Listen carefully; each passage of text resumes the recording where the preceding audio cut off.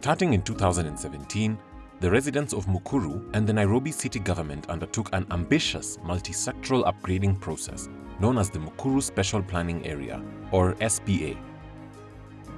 Mukuru is a large, densely populated informal settlement. No one organization would have been able to undertake planning alone. The interdependent, multisectoral challenges in informal settlements like Mukuru require integrated planning. Improvements in no one sector alone can solve them. It is crucial to develop sectoral plans in tandem, working together across disciplines. Unlike greenfield sites, people already live in informal settlements. Residents and their civil society partners can only manage small-scale, piecemeal investments. These improvements usually focus on one sector alone.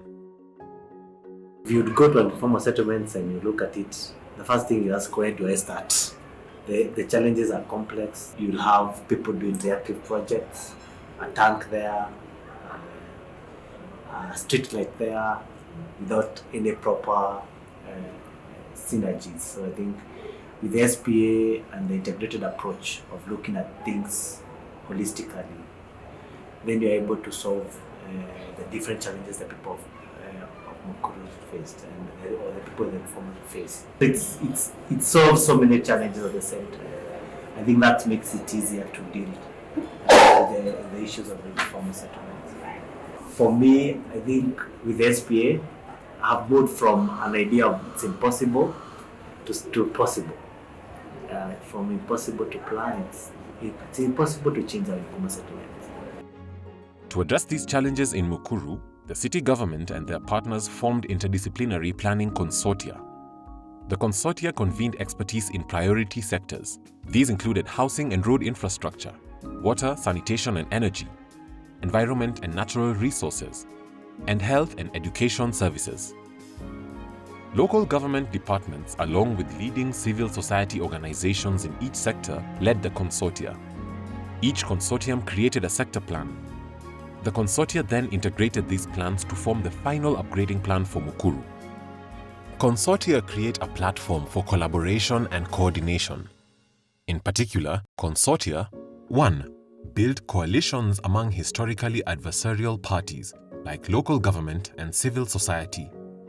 2. Convene resources and a broad array of expertise.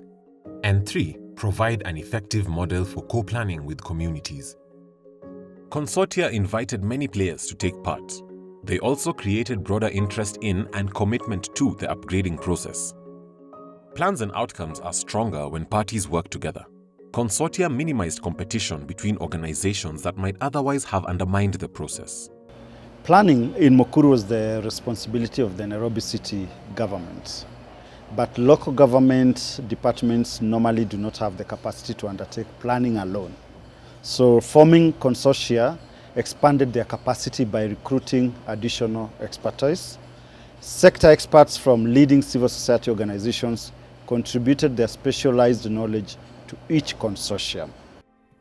The consortia also enlisted participation across local government departments. Planning is often the sole domain of the planning department. Consortia enabled other departments to contribute expertise, capacity, and momentum to the process. Partners also pooled more resources for planning to complement local government resources. The consortia enabled members to do what they do best. Each consortium could focus on its strengths and rely on other consortia where they lacked expertise. This promoted synergies and more inclusive plans. Our goals were really the same. We were targeting the same people. The corridors they were opening for the roads were the same ones to be used for providing the other services like the street lighting. They were the same service for the water, the sanitation, and for the roads. Forming consortia required strong leadership. Leaders in local government navigated departments to recruit people and leverage resources. Civil society leaders filled gaps, recruiting needed expertise and mobilizing resources. Leaders understood that planning is a political process, not just a technical one.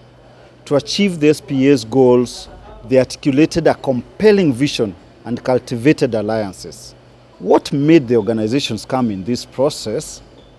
I think a well-articulated vision, or the way it was presented, made it very easy. In fact, all the organizations, even if they didn't have the money, they really wanted to be part of this process.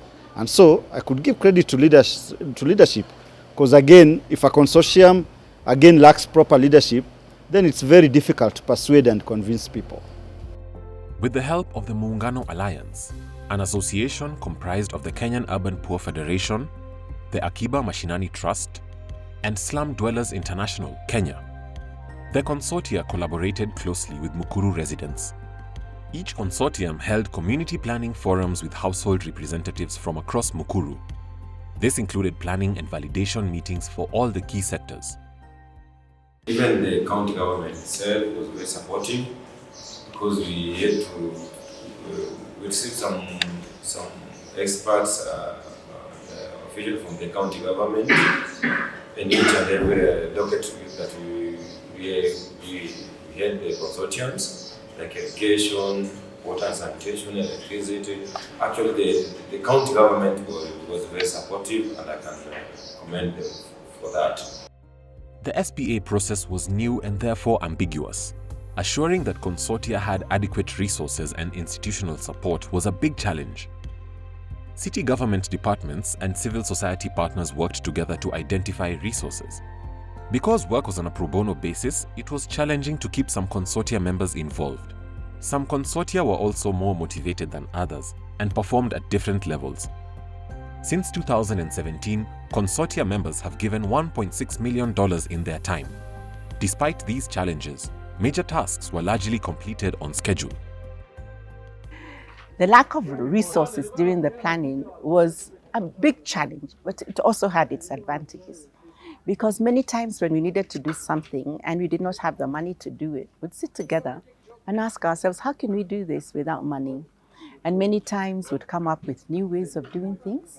And also many times people would say, actually, I have something small here and there. And these resources would come together and enable us to achieve what we needed to do. This lack of resources and this co-production also helped us to deepen the sense of ownership in the planning process amongst the people and amongst the partners that were a part of the process. The consortia were pivotal in the success of the Mukuru SPA. New consortia continue to be formed. For example, to plan the riparian zone along the Ngong River. Consortia provide an important model for coalition building and iterative incremental planning.